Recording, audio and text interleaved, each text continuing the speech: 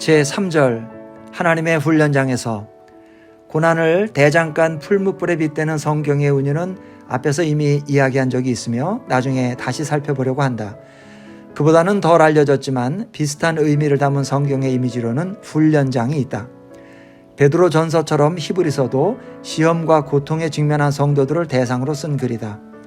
무릇 징계가 당시에는 즐거워 보이지 않고 슬퍼 보이나 후에 그로 말미암아 연단받은 자들은 의와 평강의 열매를 얻느니라 라고 히브리서 12장 11절을 말씀한다. 여기서 연단받은에 해당하는 헬라어 단어는 힘나조다.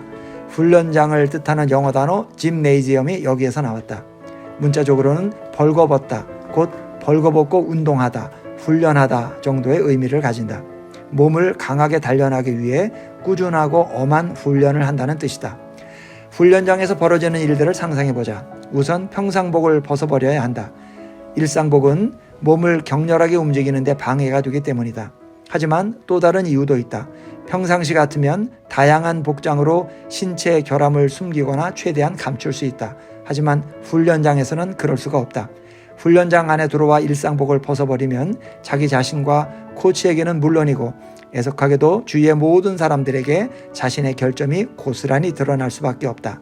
이는 훈련을 강하게 자극하는 동기가 된다.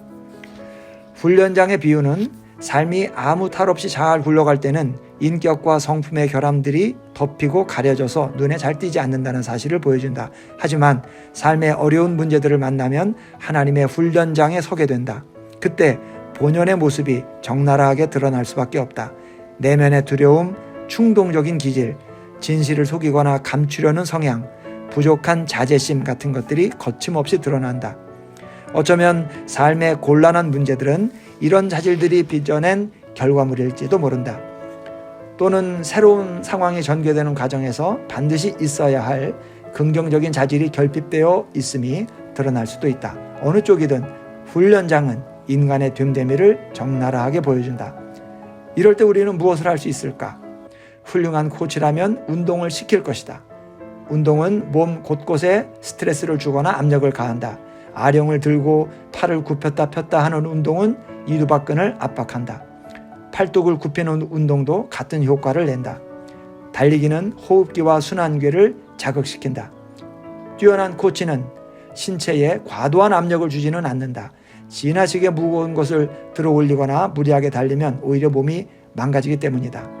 반면에 운동량이 너무 적어도 몸에 별다른 압박을 주지 못한다.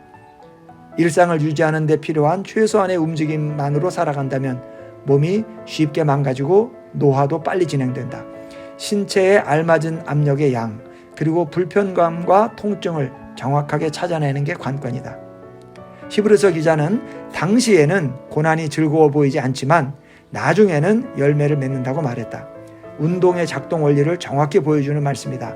팔을 굽혔다 폈다 하는 웨이트 트레이닝 할 당시에는 팔 힘이 점점 약해지는 기분이 든다. 그러나 나중에는 그 운동 덕에 훨씬 강해졌음을 느낄 수 있다.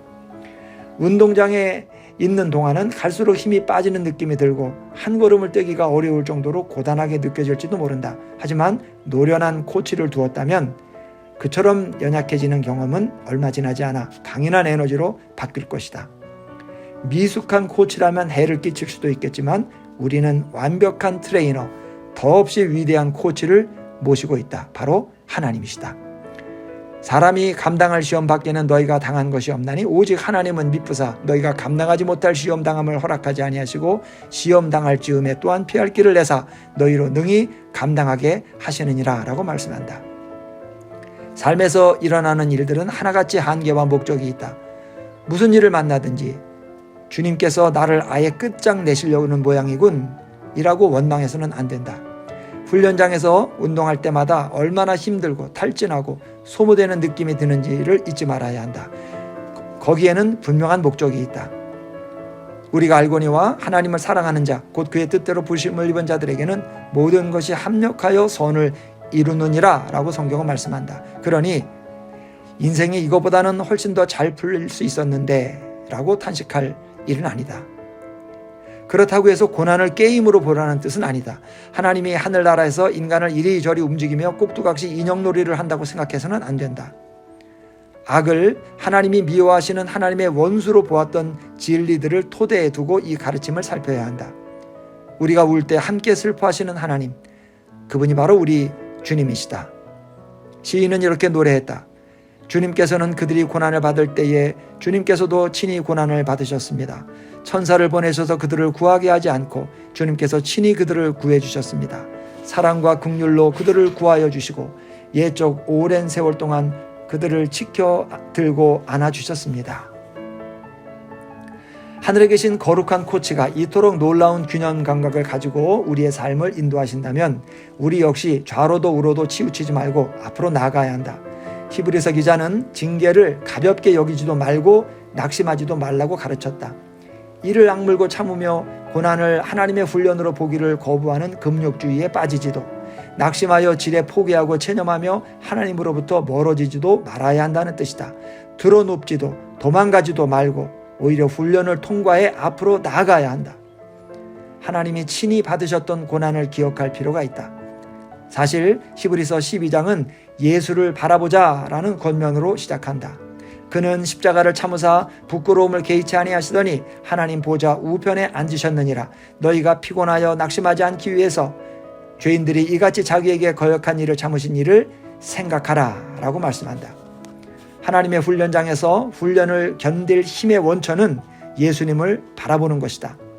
주님이 견디신 고난을 곱씹으면 자기 연민이 사라진다.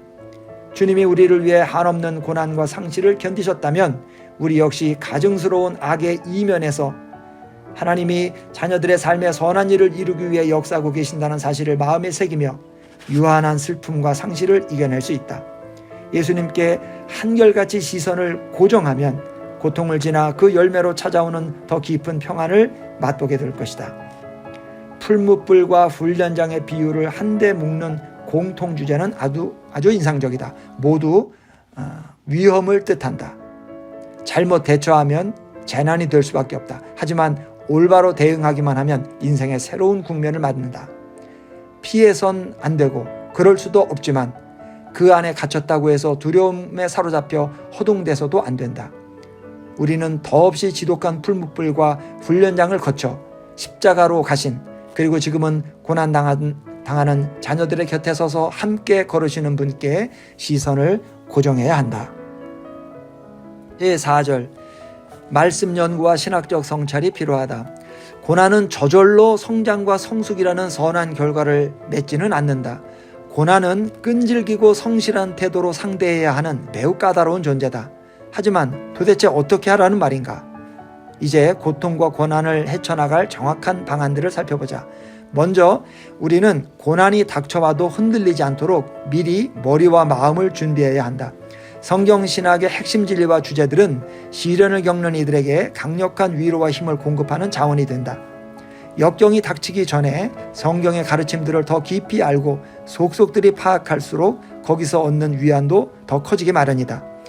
일단 위기 속에 놓이면 가만히 앉아서 성경 말씀을 공부하고 관심을 쏟을 시간과 여유가 없다. 40년 가까이 목회하는 동안 고난의 물살에 휩쓸리기 전에 내 믿음을 더 꼼꼼히 짚어보는 시간을 가졌더라면 얼마나 좋았을까 하고 안타까워하는 사람들을 자주 만났다.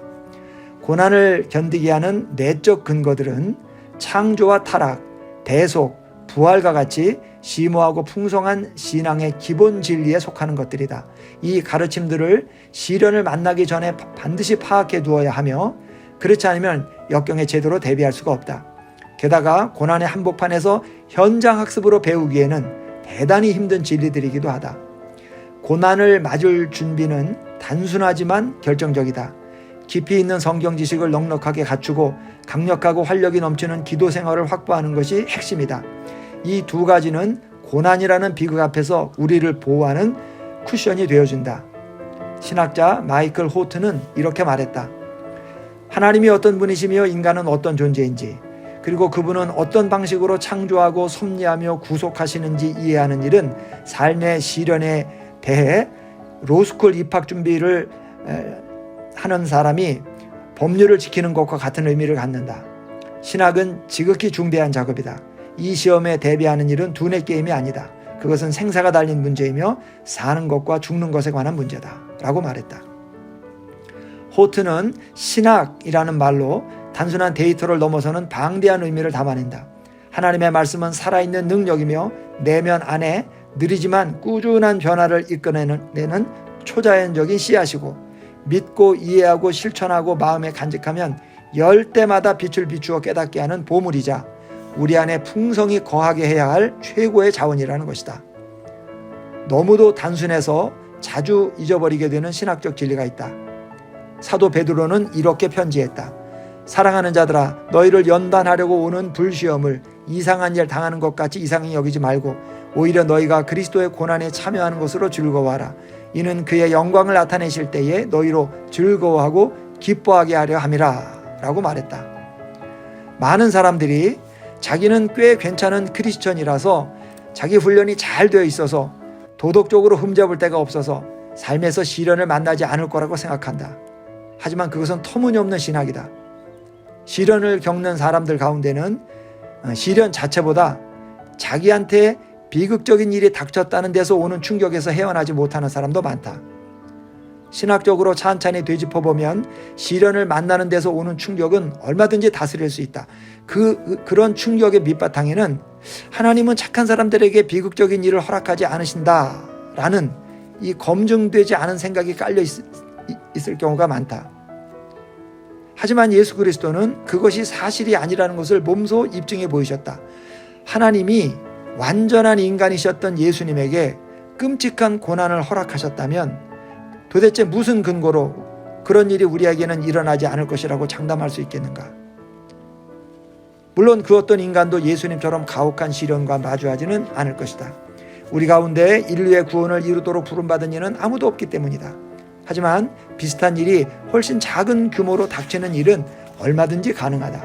앞에서 살펴본 것처럼 인간이 범한 죄 탓에 세상에는 질병과 죽음, 자연재해가 넘쳐나게 되었다.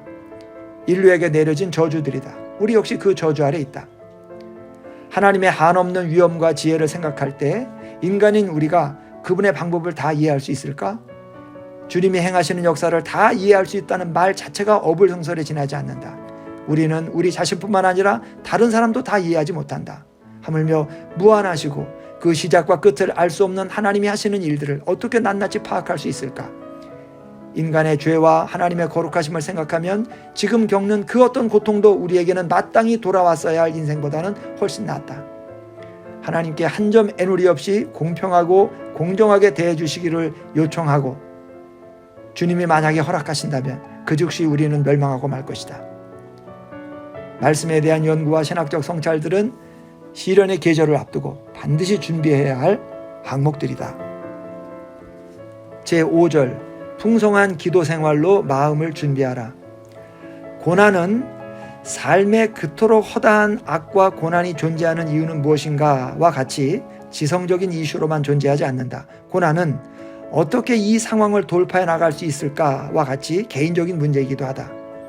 첫 번째 질문과 두 번째 질문은 서로 다른 세계를 나타낸다. 따라서 고난에 대한 지성적 준비만이 아니라 마음의 채비도 갖춰야 한다. 이는 신학적 깊이를 가지면서도 실존적으로 풍성하게 기도 생활을 꾸준히 해 간다는 뜻이다. 철학자 시몬 베이유는 고난을 겪는 심령은 그 무엇도 사랑하기가 힘들다라고 했다.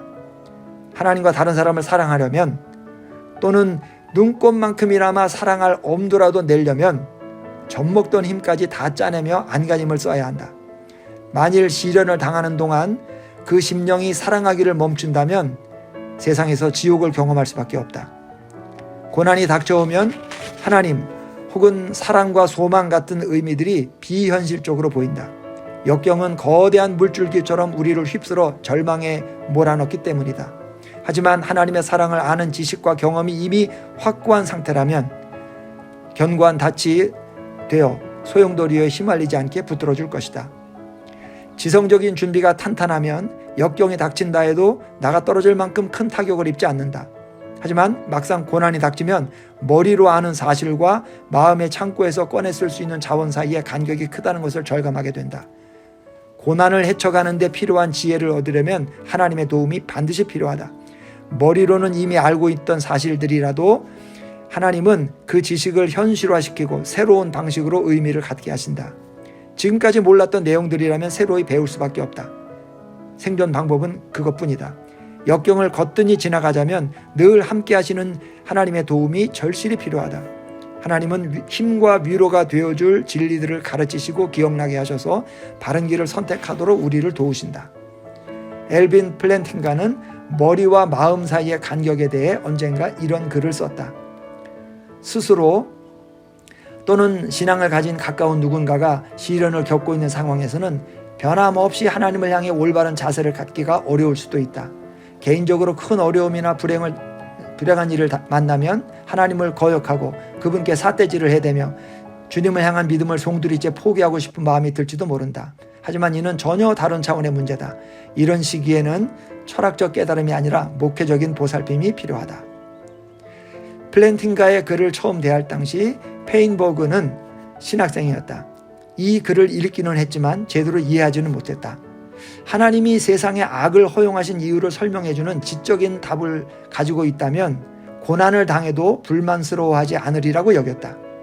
때로 그는 비극적인 일을 겪으며 하나님과의 관계를 두고 씨름하는 사람들을 보면 인내가 부족하다고 여겼다.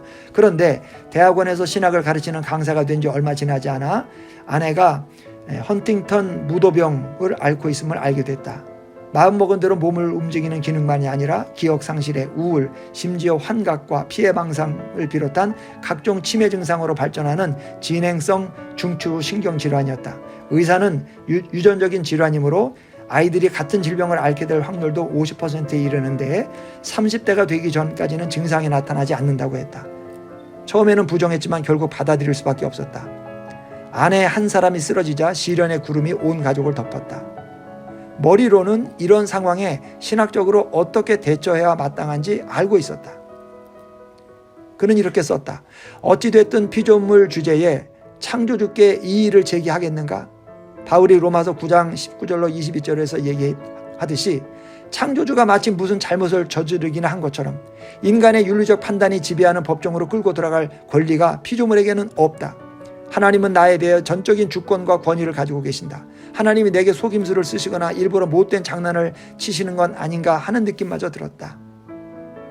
앞에 문장이 끝나자마자 그럼에도 불구하고 라든지 하지만 같은 이음말도 없이 곧바로 마지막 문장이 따라 나오는 게 놀랍다. 페인버그는 성경적으로 또는 신학적으로 자신의 상황에 어떻게 반응해야 하는지 잘 알았다. 하나님은 스스로 원하시는 대로 행하실 권리를 가지고 계심을 받아들여야 했다. 그가 외우다시피 하는 내용이었다. 하지만 하나님이 잘못을 저지를 리 없음을 머리로는 잘 알고 있으면서도 마음에는 그분이 자신을 지독히도 괴롭히고 있다고 느꼈다는 것을 인정했다. 아이러니하게도 페인버그는 욥기를 주제로 석사 논문을 썼으며 시카고 대학 박사학위 논문에서 악의 문제를 중점적으로 다뤘다. 그는 말한다. 지적인 답안들을 빠짐없이 알고 있었지만 그 가운데 어느 것 하나도 내가 느끼는 감정에는 영향을 주지 못했다. 그는 지성을 바탕으로 고난의 문제에 대해서 성경적이고 이성적인 답안을 대단히 학구적이고 높은 수준으로 제시한 인물이었다. 하지만 실제로 자기 삶에 역경이 닥치자 절망감이 너무너무 큰 나머지 제대로 처신할 수가 없었다. 악과 고난에 관해서라면 모를 것이 없을 만큼 성경의 진리를 쫙 꿰고 있었지만 실제로 풀무불 속에 들어가는 순간 아무것도 도움이 되지 않았다. 실존적으로 어떻게 접근해야 할지 몰랐고 분노에 사로잡혔다. 하나님께 버림받은 느낌이었다. 하나님이 살아계시지 않은 것 같았다. 그렇다면 이런 성경의 주제와 논리들이 그릇되었다거나 아무 쓸모가 없다는 뜻인가? 그렇지 않다. 페인버그는 머리로는 알고 있었지만 실질적인 역경 속에서 마음의 기능과 연결할 줄 몰랐던 수많은 진리들을 다시 확인함으로써 결국 평형 상태를 되찾은 과정을 들려준다. 다시 말해 고난을 겪는 이들에게 성경적이고 신학적인 논리들은 대단히 중요하고 또 실제로 그러해야 한다는 사실을 알고는 있었지만 엄청난 마음의 수고를 겪고 난 뒤에야 그것을 깨달았던 것이다. 페인버그는 결론 짓는다. 그런 성경적 답안들 가운데 상당수는 특정 문제에 도움이 되지 않는다. 그리고 도움이 되는 다른 답안들 역시 시련을 겪는 이가 지나가는 모든 단계에서 도움이 되는 것도 아니다. 신학자 던 카스는 이 중요한 통찰을 잘 풀어 설명한다. 고난이라는 문제가 있다는 사실조차 감지하지 못하는 평범한 크리스천들이 수없이 많다. 그들은 마음에 쏙 드는 신학적인 답변들을 가지고 있다. 고난은 죄의 결과며 자유의지는 인간이 실수를 저지르더라도 하나님이 그냥 내버려 두신다는 의미이고 결국 천국과 지옥이 그 기록을 바로잡게 될 것이다 라는 식이다. 그러다가 뼛속까지 뒤흔들어 정신이 번쩍 들게 만드는 고난이 삶 속에 벌어진다. 하지만 이런저런 믿음들이 다 무의미하다는 소리는 아니다. 그 안에 위안을 찾으려면 그런 믿음들을 활용하는 방법을 배워야 한다는 말이다. 성경은 수없이 고난에 대해 이야기한다. 하지만 그 내용들을 지성의 창고에 보관하는 일과 그것을 어떻게 지혜와 인내, 기쁨과 자기인식, 용기와 겸손으로 이어지도록 삶에 적용하는지는 완전히 다른 문제다. 하나님을 믿는 것과 그분을 신뢰하는 것 역시 전혀 다른 문제다. 하나님이 고난을 허락하신 이유에 대해 지적으로 설명하는 일과 실제로 역경을 통과하는 길을 찾아서 지혜롭고 굳세고 겸손하고 강인하며 심지어 스스로 만족하게 되는 것은 완전히 다른 일이다. 그러므로 머리와 마음 어느 한쪽도 소홀히 해서는 안 된다. 지성적인 논리 하나만 가지고는 세상을 살아가는데 꼭 필요한 조건들을 다 채우지 못하며 당장 고통 속에서 허덕이는 사람에게 고난의 이유에 대해 구구절절 설명하는 것은 잔인한 노릇이다. 잠언 25장 20절은 이렇게 말씀한다. 마음이 상한 자에게 노래하는 것은 추운 날에 옷을 벗은 같고 소다 위에 식초를 부음과 같으니라. 그렇기는 하지만 신학적인 요소와 실천적인 요소는 서로 얽혀있다. 고난을 당하는 경험은 자동으로 머리에 철학적인 질문을 불러일으킨다. 어떤 이유로 하나님이, 무슨 이유로 나에게 이런 일이 일어나게 하셨는가? 이처럼 지성을 동원해 고난을 부분적으로나마 이해하는 작업은 대단히 중요하지만 하나님에 대해 알 뿐 아니라 하나님을 신뢰하고 기도하는 과정이 반드시 뒤따라야 한다.